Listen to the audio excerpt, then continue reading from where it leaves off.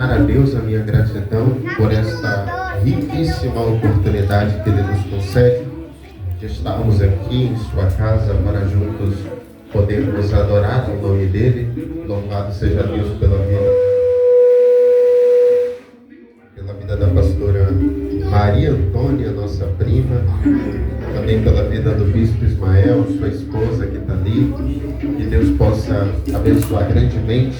É um prazer também estar aqui com esses homens de Deus aqui junto comigo adorando, meu pai, minha mãe e minha irmã que contribuíram aqui trazendo uma palavra, uma mensagem da parte de Deus. Enfim, irmão, Deus abençoe a todos. Se o culto acabasse agora, eu tenho certeza que todo mundo aqui já teria ouvido Deus falar. Glória a Deus Deus. falou de muitas formas, através de muitos louvores, através de muitas palavras, oportunidades aqui. E eu tenho certeza que Deus ainda tem um pouco mais para liberar sobre a vida de quem está disposto a receber. Tem alguém que está disponível para receber mais de Deus? A nossa irmã ali, de verde, como é o nome da irmã? Missionária. Josi, missionária Josi estava falando que a gente precisa estar disposto a obedecer o chamado do Senhor na hora que Ele fala. E eu me identifiquei muito com aquilo que ela disse, porque ano passado aconteceu comigo isso. Eu estava em casa no dia comum, como qualquer outro, e eu ouvi uma voz bradar no meu ouvido, dizendo: arrume as malas e saia de casa agora. Não disse para onde, não disse como, não disse destino, não disse com quem, só disse: arrume as malas e vá. Minha mãe está aqui, meu pai está aqui de prova. E eu arrumei as malas e saí de casa atordoado, sem saber para onde é que eu ia. E aí eu fui para a rodoviária. Quando eu cheguei lá, Deus falou comigo: entra no ônibus para Entre Rios. Quando eu cheguei lá, ninguém sabia que eu estava indo, ninguém sabia que eu ia chegar. Deus providenciou uma moradia para mim. Deus providenciou uma obra para eu fazer. A partir desse passo em obedecer a Deus, Deus providenciou uma viagem a São Paulo. Fui a São Paulo, participei de um treinamento transcultural que durou 5 meses. De lá desse treinamento de São Paulo, Deus me levou para o estado do Pará. Estava fazendo missões entre os ribeirinhos esse mês. E cheguei aqui na Bahia e tenho uma palavra de Deus para a sua vida. Então eu quero te dizer que vale a pena obedecer a voz de Deus. Quem encontrou Marcos capítulo 2, diga: eu vou morar no céu. Quem ainda não achou, diga: eu também vou.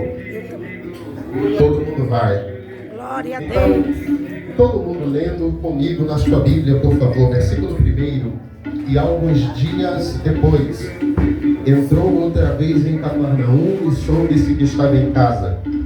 E logo se ajuntaram tantos, que nem ainda nos lugares junto à porta cabiam, e anunciava-lhes a palavra. E vieram ter com ele, conduzindo o paralítico, trazido por 4 homens. Repete comigo: 4 homens. E não podendo aproximar-se dele por causa da multidão. Por causa de quê? Da multidão. Descobriram o telhado onde estava. E fazendo um buraco, o que é que eles fizeram? O que é que eles fizeram, irmão? Baixaram o leito em que jazia o paralítico. E Jesus, vendo a fé deles, disse ao paralítico: filho, perdoados estão os teus pecados. E estavam ali assentados alguns dos escribas que arrazoavam em seus corações, dizendo: por que diz este assim blasfêmias?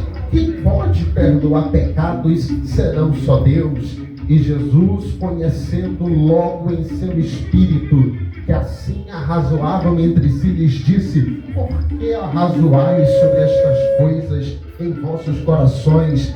Que é mais fácil dizer ao paralítico: estão perdoados os teus pecados, ou dizer-lhe: levanta-te, toma o teu leito e anda. Ora, para que saibais que o Filho do Homem tem na terra poder para perdoar pecados, disse ao paralítico: a ti te digo, levanta-te. Fala comigo: levanta-te.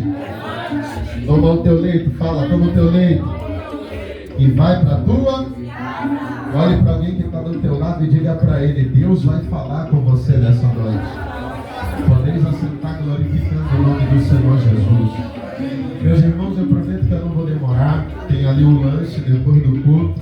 Nosso irmão Léo já falou comigo, ó, vou ficar com o cronômetro aqui, para você não demorar muito, porque eu quero comer. E eu sei que o horário já está avançado, então eu prometo que eu vou ser bem ligeiro e bem rápido naquilo que Deus tem para falar com a nossa alma nessa noite, amém? Irmãos, o texto que nós lemos, escrito está no livro de Marcos.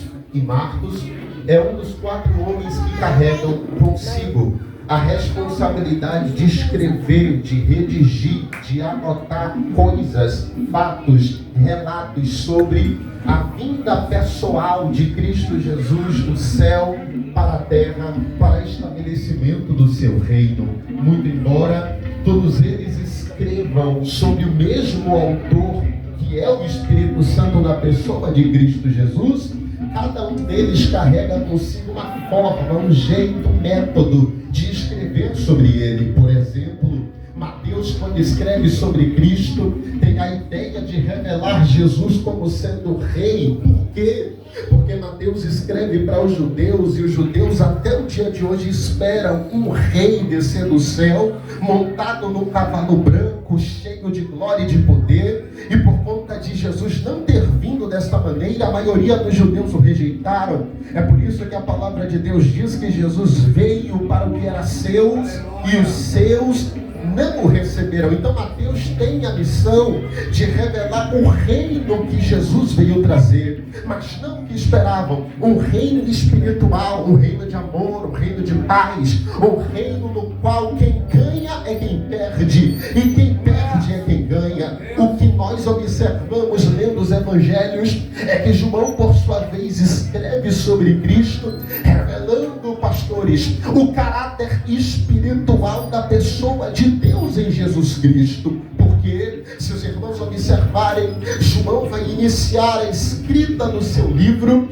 falando sobre características espirituais de Jesus. Como assim? É só você ler. Está escrito no capítulo 1, no princípio era o verbo. Ele está falando que Jesus está com Deus antes da fundação do mundo. Ele está revelando características muito poderosas da pessoa de Jesus Cristo, revelando o caráter espiritual de Jesus como sendo Deus.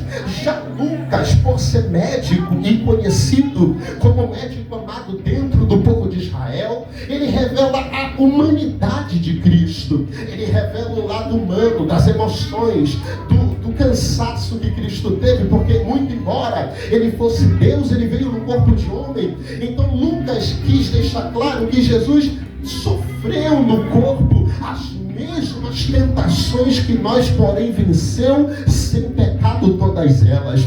Porém, quando nós chegamos no Evangelho de Marcos, nós notamos uma característica peculiar aqui. E qual é, pregador? É muito simples. Marcos, por sua vez, escreve sobre Cristo, revelando uma característica muito importante de Jesus. E que característica é esta? Marcos escreve sobre Jesus, revelando o seu caráter de servo. Por que, pregador? Porque Marcos era um servo. Se os irmãos observarem a história bíblica, os irmãos irão perceber que Marcos começa o seu ministério acompanhando Paulo em sua primeira viagem missionária a Antioquia. A Bíblia diz que por conta da inexperiência, Marcos desiste e decide voltar para trás, olhar para trás e retornar a Jerusalém. Só mais tarde Paulo vai o receber de volta, dizendo que ele era muito útil para o ministério. Só que quando eu comecei a ler o livro de Marcos, algo me chamou muitíssimo a atenção. O que é de Marcos? Quando nós começamos a ler o capítulo de número 2, nós vamos ver um milagre. Nós vamos ver o quê?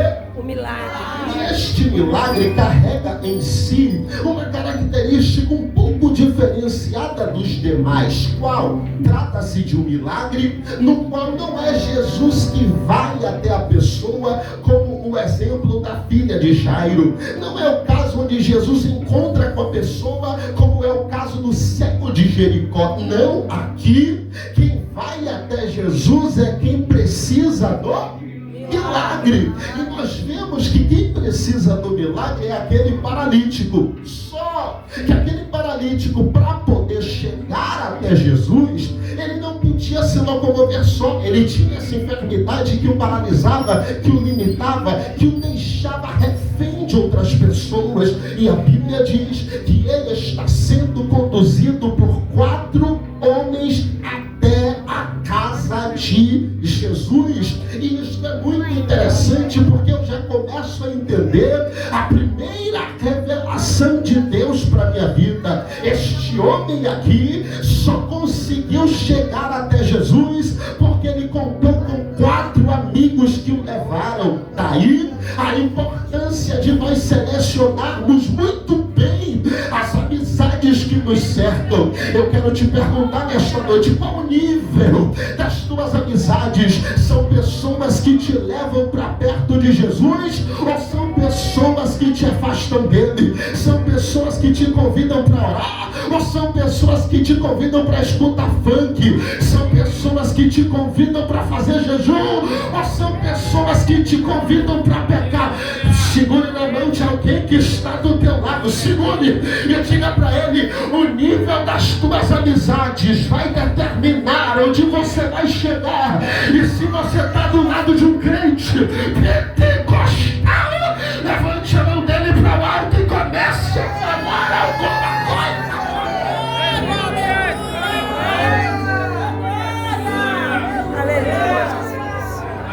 Aleluia. Oh, glória!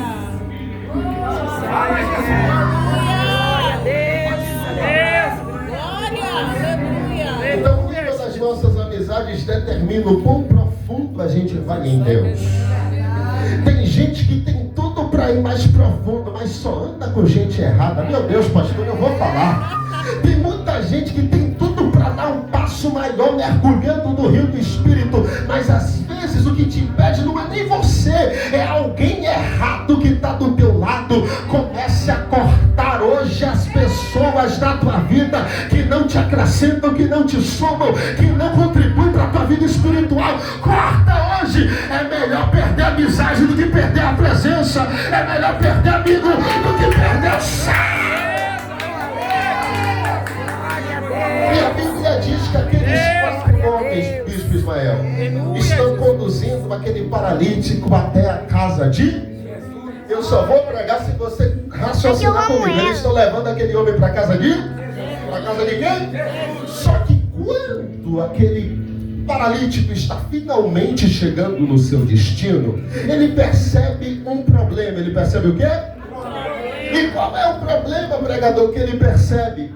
Ele percebe que não dá para entrar. Por que não?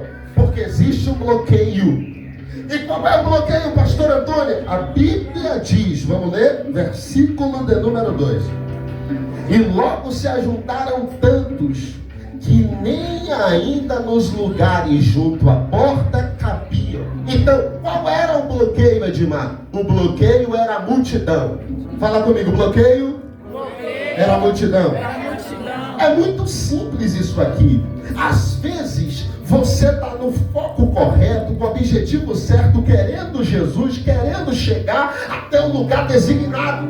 Só que às vezes pessoas, vou repetir, pessoas se colocam na frente para te impedir de chegar no lugar que Deus tem para você. É mais ou menos assim.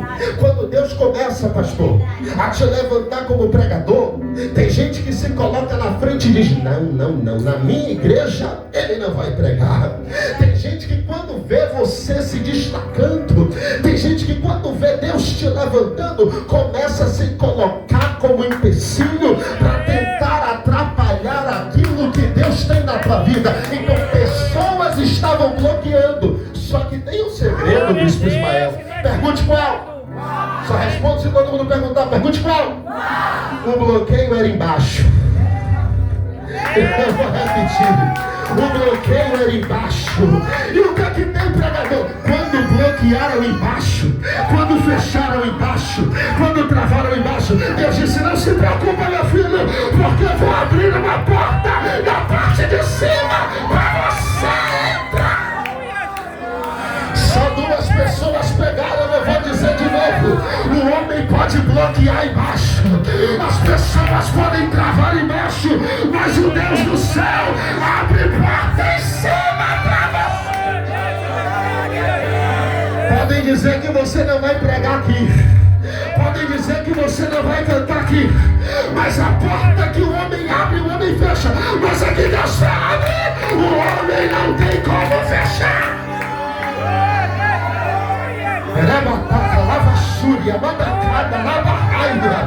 Tem gente que entrou aqui com o decreto do homem, dizendo: você não vai pregar coisa nenhuma, você não nasceu para isso. Cantor, você não, você não tem timbre, você não tem voz, você não sabe o que é um lá, um dó, um ré, um mi, você não tem pegada, você não tem estilo. Davi também não tinha, mas quando Samuel chegou lá, Deus disse a ele: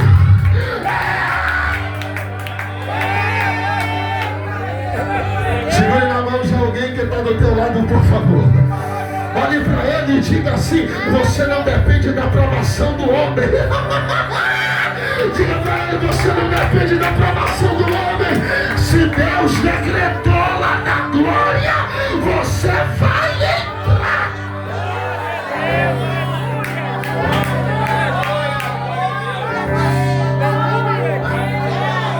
Você vai entrar.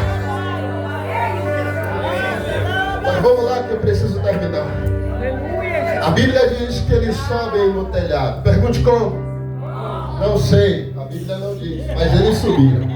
Porque quando Deus está no negócio, acontece coisa que nem a gente tem explicação. É ou não é? Como você consegue me explicar como você chegou até aqui? Existem coisas que acontecem na nossa vida que a gente sente medo, sente pavor, fica atemorado, quando a gente pensa que não. Deus já repreendeu o vento, Deus já acalmou o mar, e a gente atravessou do outro lado. E se não fosse a misericórdia, a gente não estava aqui. Então tem coisa que não dá para entender. Eles subiram no telhado, e quando eles sobem no telhado, versículo de número 4, e não podendo aproximar-se dele por causa da multidão, descobriram o telhado onde estava, e fazendo um buraco. Eu ia falar disso aqui, só que ia tomar muito tempo, então eu tenho que correr. Eles separam as telhas e fazem um buraco para o paralítico entrar, descer. Só que eu vou pular essa parte. Deixa eu falar disso aqui. Isso aqui é muito importante. Quando o paralítico desce, ele não desce só o paralítico. Desce o paralítico e desce o leito onde estava o paralítico. Então, 4 homens sobem com o paralítico na parte de cima, Bispo Ismael. Descem o leito para mais 4 homens pegar o leito, hein? E através desse mecanismo, o paralítico que estava em fora entrou e parou na frente de Jesus. E tem um mistério muito lindo aqui. Pergunte qual? Qual? Foi importante manter o leito como paralítico. Por quê? Porque o leito foi um veículo de transporte. E o que isso tem a ver, Edmar? Eu vou descortinar para ver se você dá um glória maior do que eu. O leito representava o problema daquele paralítico, óbvio, porque se ele não tivesse o problema, ele não teria o leito. Então o leito representa o problema. Leito representa o quê?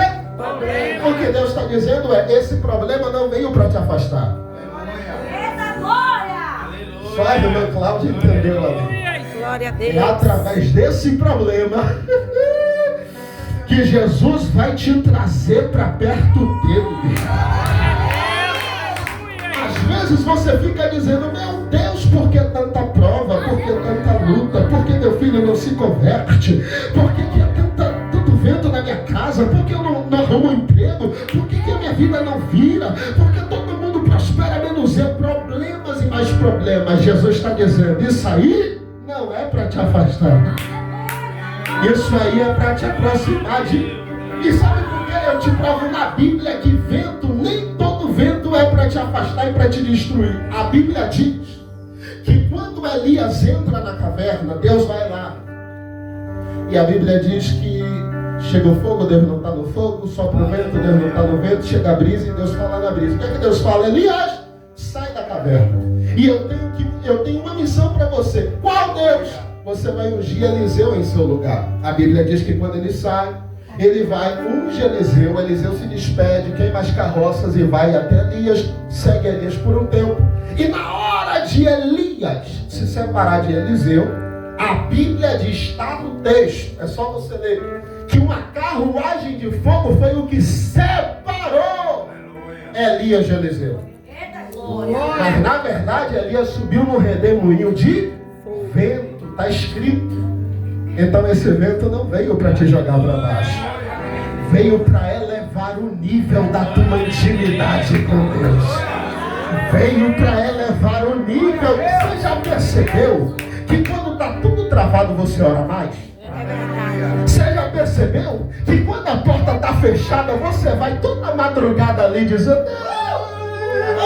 abre a porta. Sabe por que ele ainda não abriu? Porque ele sabe que se ele abrir, você não vai orar tanto quanto você está orando agora. Mas enquanto você ora, Deus está providenciando o teu milagre lá na frente.